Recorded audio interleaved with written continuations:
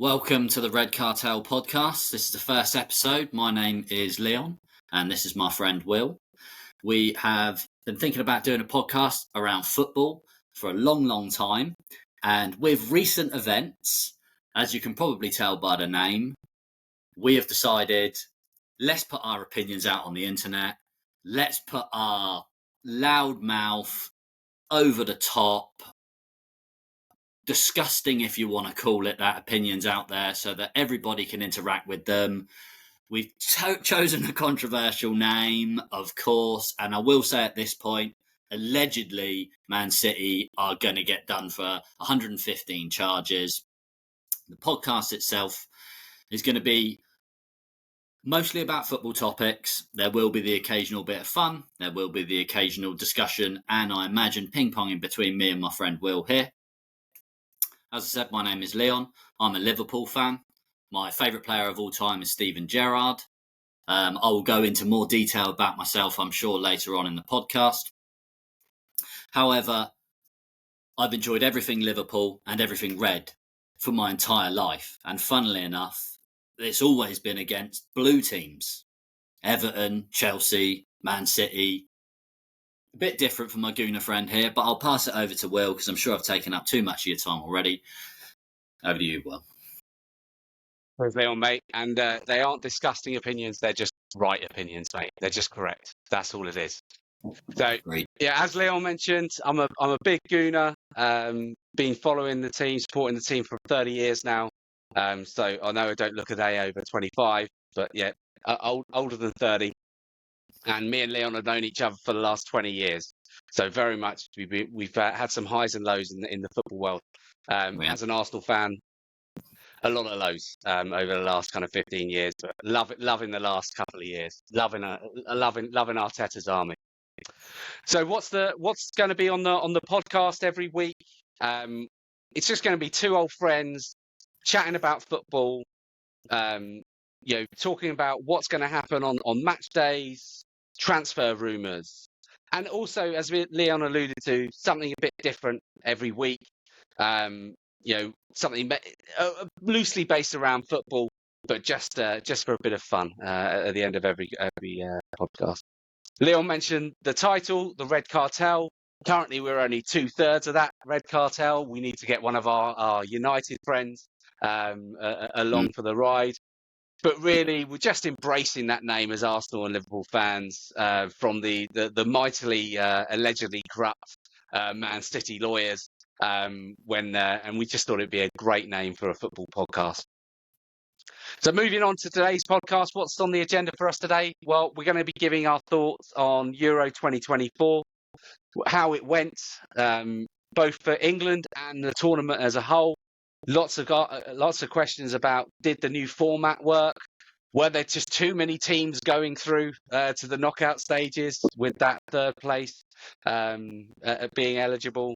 We're going to talk about Southgate, his legacy for England, as well as kind of who's the favourites to replace him. And when I looked, it was pretty depressing seeing the favourites that were gonna replace him. So we'll have a good conversation about that as well.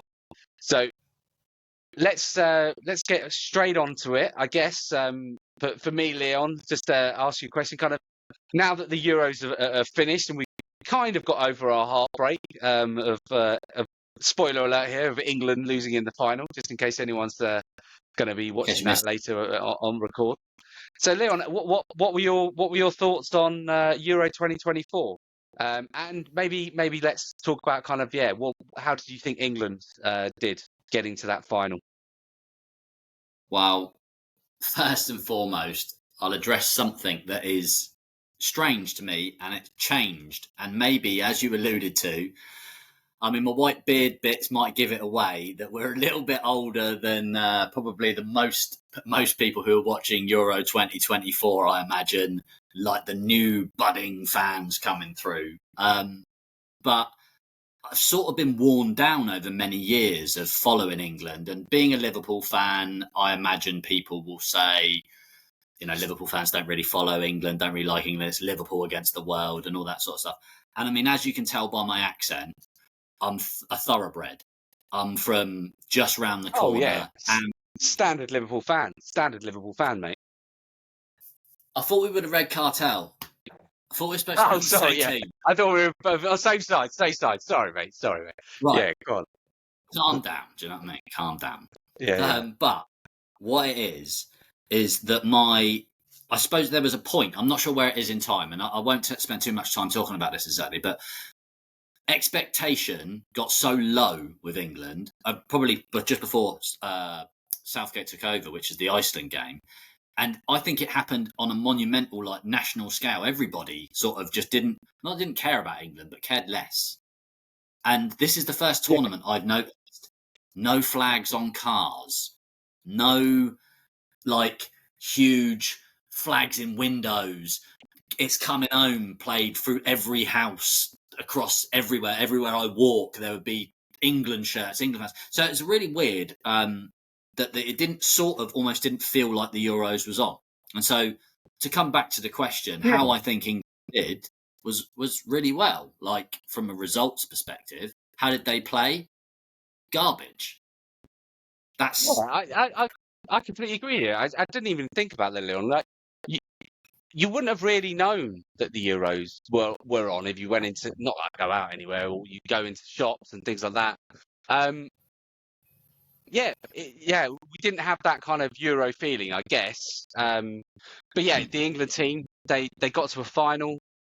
You know, tournament football is all about getting results, but my God, it was boring to watch those results. especially the group. Yeah, the group stages, and I don't think the new format helped how poor some of the group stages were, because No. people knew around, especially that last game, they were just, I can get a draw. We can both draw here and we can both go through. Like there was a lot of that going on, and that really did feel like it kind of let that excitement, like the excitement levels kind of just simmered for those group games, because it felt like there's going to be no real upsets. I don't think there was real upsets. Even people like Belgium, I think they qualified, but then they lose their first game. And if you just had the two teams going through that group, then that's real jeopardy for those last two games for Belgium. But they kind of, I think they squeezed out their group with 4 points. In fact, that all of that group had 4 points, right? So it was a strange group. But I think it's been, for me, it's been not a great tournament, but there has been some standout moments in the tournament and some standout games which I think have made it, kind of thing. I agree with you. I think that the problem with an international tournament, and especially this particular one, actually, is that usually there's one or two teams that either hit form or just are really good, right? So in a World Cup, you normally expect Argentina and Brazil to be pretty flairful and good, right? And they normally have really exciting players. And whether their results are always brilliant or not, they play really entertaining football. And as an England fan, and I'm sure you're the same, Will, we all are like, look at all the talent we got. Look at all the attacking talent we got. We want all the flair. We want all the goals. And it is, like, to a certain extent, you should expect that from the talent we have. But, like, on the whole, I don't think England, when I step back from the tournament, I don't think England played worse than 90% of the tournament, teams in the tournament. No, I agree. But I think there was only really two teams for me that played well. Maybe three. I'd say three teams that really played well and surprised me. I mean, one of them being Spain, and the other two, Austria and Romania. That was Germany. I enjoyed. Germany played okay, but Germany did the expected. They beat Scotland, which is always a great thing to see, and humiliated them first game, and then after that they kind of they dropped off. Again, you just felt like they were waiting to meet Spain before they went out. That was just but I felt like that was with most teams. There didn't seem to be any of that kind of magic that you felt oh, this team is gonna be taking some serious things to stop them. No. Germany were good. I do think they were good. I think I sort of agree with you. In the sort of stereotypical way, Germany were a really efficient team. They Yeah, had yeah, great I attacking agree. players, good defence. They came up against a Spain team that I don't know if they overperformed and this tournament has just been like a meeting in the like I don't know, like two meeting in the middle, like form and everyone else not playing so well, and then Spain were just like had a good tactic. I don't mean to dampen or downplay their win because I'm not a bitter fan that is like, oh God, they beat England. So because actually I think they deserved to win, and when they scored that last minute, 85th, 86th minute goal, even though I was disappointed and I was heartbroken, of course, I sort of felt like for the footballing gods, Spain had to win that because if we won it, we basically did like a Greece 2004 or whatever it is. Yeah, yeah, no, I agree. I agree. Yeah, Spain 100% deserved to win that tournament. They were a team that shone in most of their games. Were unbeaten. They didn't. They Yeah. won every game. So what can how can you not deserve to win a tournament? I'm with you as well. How good is this Spain side? I don't really know. Or is it just they came across a tournament that the big teams failed to turn up? Yeah, don't know. But I think you can always say that with any team that wins a tournament. Were they actually the best team, or are they actually a great team, or were they just the best of a bad bunch? Yeah. I've got a feeling that Spain may be that they were the best of a bad bunch, and coming into a World Cup next year in 2026, I think they may struggle. We'll But see. they're a young team. Got obviously their teenager wonder kid, which is always great to see. Yeah. Yeah, reminding me of kind of like the older Euros I used to watch, where pre YouTube Euros, where you suddenly just I remember Thomas Rosicky popping up for the Czech Republic. You're suddenly thinking, oh, who is this player? This is an amazing player. We kind of had Yeah. that with Yamal. Is it Yamal? Yeah. But only because he'd only been around for 6 months, in a Barcelona side. So it was that you knew of him, but I'd not really seen much of him, and that was quite a nice thing to see from the Euros. That kind of I didn't know about this player, because you don't really get that many times now. Normally, I know when Twitterverse or Xverse, with the Arsenal world, I'm seeing videos of 12-year-olds in the under 13s scoring 5 goals, and they're like getting bigged up kind of thing. So you get to see about players or hear about players when they're very, very early on in their career. So it was quite nice to see that. See a young player and actually produce on a big side, on the big tournament. Well, I mean, I don't want to touch upon this just yet, but I do think that the interaction between Yamal and Rabiot in the France-Spain game, the semi-final build-up, and then him scoring that wonder goal against Rabiot and breaking his ankles was like, again, another like poetic football moment. But yeah, remind the viewers of what the beef was, Leon, between the two. I'll paraphrase because I can't remember the exact quote, but essentially Rabiot said he's great. Yamal is a great player. He's very young, but he hasn't done it at the top level. And in order to win at the top level, you have to do more. And so Yamal then replied with, again, paraphrasing, but his quote was, you should remain quiet until you can say checkmate. And it was said, but it was said in a strange way. But basically, I mean, afterwards we all saw what happened. Yamal turned him inside out, bent it into the top corner.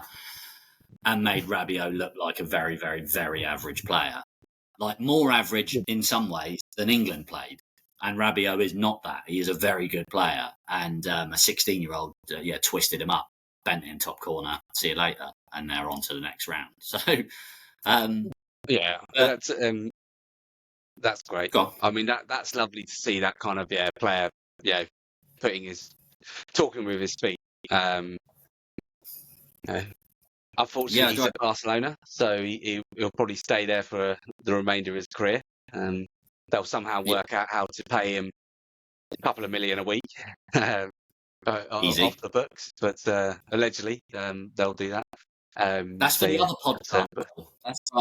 That's for our Spanish White Cartel podcast. Yes, the real podcast, mate. The real podcast. We just So no. But so overall, if you have to rate the tournament as a whole, where are you going? 5 out of 10, 6 out of 10. So average is that average on your scale? That's quite low on my scale. I normally start as a 7 as a starting point. But yeah, so for me, again, overall, the quality of the tournament was probably harmed by what you said, that we're changing the format. There's so many teams that can go through. There's no real jeopardy until the knockout phases. However, it also conversely does give a lot of the, like the Georgias of the world, the chance for, I'm going to try and say his name, but I think it's Kvaratskhelia. Gives him the Napoli player to shine. And so now, admittedly, he plays for Napoli and he's very good. And we've seen him, Liverpool played him a few times, but not everybody gets to see him and what he's all about. Same with like that Benjamin Šeško. There's a few names around like that were able to produce on an international stage. And although I don't actually think nowadays the international stage is the top place to perform, I think the Champions League is. I think Champions League supersedes World Cup and Euros and Copa America. Maybe that's controversial, but that's how I feel about it. The quality, for example, if Real Madrid were to play Spain, even though that can't really happen, not exactly, Real Madrid would win comfortably. Yeah. Because they have pick and choose of the whole world, right? So I don't think that's a controversial thing. I think the Champions League is the pinnacle. It'd be interesting to see what happens. Is it next season or the season afterwards? I know we're digressing, but the changing of the Champions Leagues, I think it's coming in this season. So that'd be interesting to see how that affects the dynamics of the Champions League. It's essentially the Super League coming in. But I think that's a discussion for another day. Yeah, for sure. So again, go on, Will. Sorry. No, I was going to say. Now we kind of talked about kind of the tournament as a whole. What about England's tournament? What was your overall judgment on that? So for me, they did what they were supposed to, but they did it in a way where the same as, I mean, I don't have children, but if you sent your child to their room and said, tidy your room, and they just put everything in the cupboard and shut the door, yeah, the room's tidy, but that's not what I meant. And it's the same with England. It's kind of like try and win it, get to the final, semi-finals minimum, and then they do that, and you're like, oh my God, they got there by like, I don't know, like low block Burnley style football. And again, no shade on Burnley, but Southgate style football. Southgate style. I mean, that's the style he's had for so long. But he always had quite a strong defence and like base of a midfield, so he could get away with it. He said, "I'll play with my strengths," and now suddenly he didn't. Well, they surprised. And Mark Gahey was for me one of the standout players. Just how shocked, like how good he was. Like I'd seen him in the Premier League, but then you don't realise how good he was. But we had a bit of a different dynamic in this tournament where we had the attacking talents that pretty much, I think most of our attacking talents could get into every single team in Euro 2024. Like, there may be some kind of debate on some positions, but for me, that we had top 2, top 3 attacking talents within their positions going to the Euros. Yeah, we don't know how to deal with them. One, like, that's the first thing. But although saying that, the one thing they gave us a lot of joy this tournament. We're getting quite used to us getting into those kind of winning knockout games, which is lovely to see for England. So I've always got to praise Southgate for giving a bit of joy. But my God, he knows how to wring out the joy as well in some games. Like, you think, why am I sitting here watching this game? Like, why have I? There's so much better things I could do with my life than watch England low block, struggling against Switzerland and struggling against Slovakia, was it? Slovenia and Slovenia both. Yeah. Yeah. And I just think that Gareth Southgate has done himself all the favours in the world by how he's changed the perception of England, but you haven't won anything. And that feels really harsh, because actually I wanted Southgate to not be England's manager for a long time, because I don't like the style of football that he plays. But if you look back as a historical lens, from a results perspective, he's done really, really, really well. Quarter-final, semi-final, final and final. Like, that's basically better than the whole rest of my life. Oh yeah, 100%. Like, he has churned out the results. He's also changed how kind of, I think, players respond to playing for England as well. He's done that classic middle management technique of, like, shielding. He seems to have shielded his players from a lot of the stress and the pressure that shirt brings, and that's then allowed them to produce. I mean, produce in a way that isn't that entertaining, but still produce. So that, for me, Southgate has done an amazing job of that. The only problem is that's only half what an England manager should be. The other half is to have some sort of tactical knowledge when you come up against decent sides. Southgate has none of that. So that but I think I'm digressing on to kind of talking about Southgate.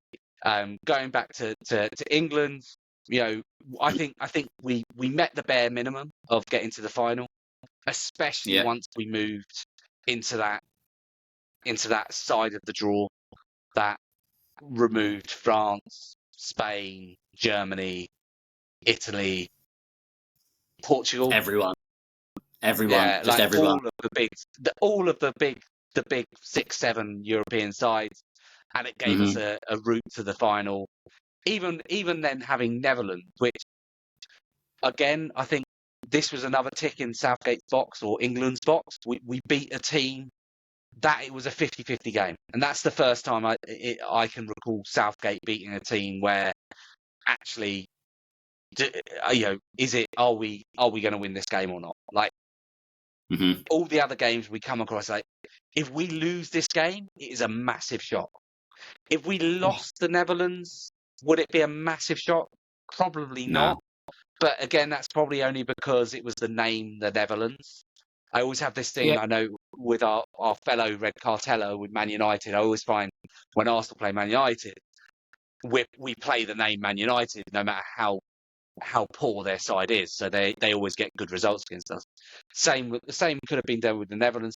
But we came over that. We overcame that. He took off Kane, which was good. He started to realise that Kane, don't know what's up with Kane this tournament, must be injured, I'm guessing.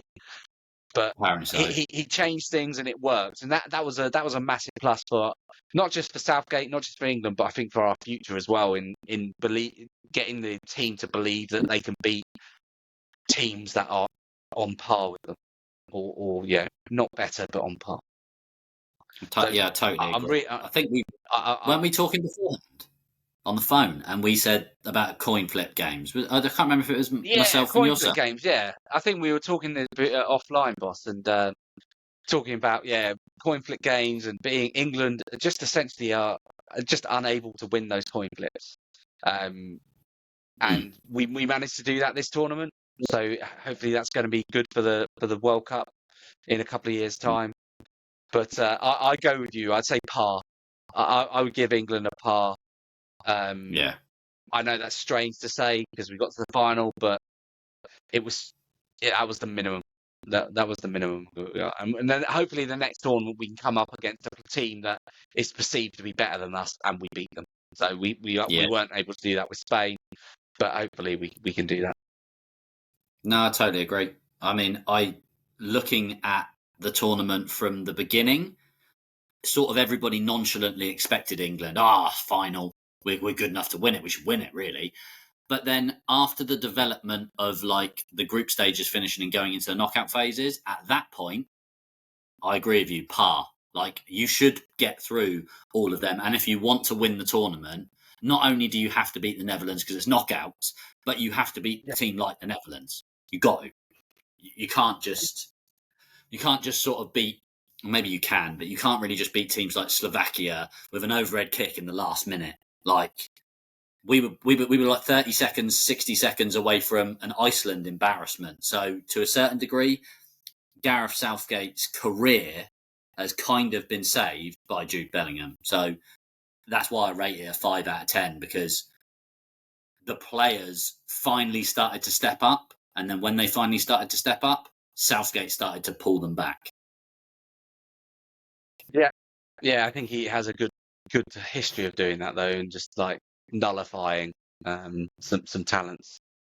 Look at the final. The big thing for me, Leon, is and I think me and you are old enough to have seen this happen before with the England side. Is what do you do with a problem like Phil Foden? And before you answer, I'll say why me and you have seen this before. We lived through the golden generation. That was kind of probably when I was most into England football. Same. And I lived through manager, mainly Sven, but also Capello, desperately trying to fit Paul Scholes into an England side with Gerrard and Lampard. And so what we did, we fitted him in not his natural position. And we ended up, Scholes, if you look back at his England career, he scored hardly any goals. He didn't really perform to the level that you would have expected him to.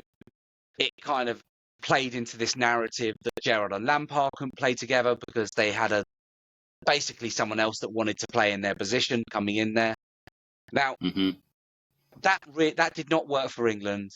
The managers basically said, right, we got these amazing players, they all need to play. So we fitted them in. Rather than playing as a in a formation, we just got all the players' names, the best 11 names on the sheet, and we're like, let's try and play them. For me, this happened this tournament with Phil Foden. Phil Foden should never play on the left side of attack for England. And people will tell me, the Man City fans may jump in and say, no, he's played well for Man City there. I think really Phil Foden had his breakout season this season. And that may be controversial because he's been around for a long time. But this was the first season he had to step up and say, I am one of the main men in this team. And he did that from the number 10. He did that from De Bruyne's position. Yeah, so agreed. Why, if we've seen him flourish in that position, why are we putting him on the left-hand side? And that's my question to you, Leo. Why are we doing that with England, and why don't we learn from our mistakes? Wow. We had this conversation before the tournament and after basically every group game, pretty much.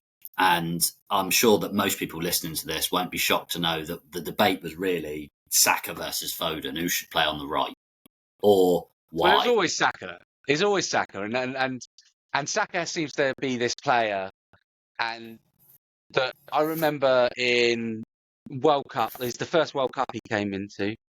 On the Euros, was it the Euros? There was a big thing about, who's going to play on the right, Saka or Sterling? And even when Saka was scoring goals in the tournament, he was like, we got to bring Sterling in. Saka's not good enough. Saka's not good enough. And he was amazing. Yeah, he went and obviously he missed that pen at the end. But had an amazing tournament. Again, this tournament, I think he was our best player. Maybe that is my bias coming in.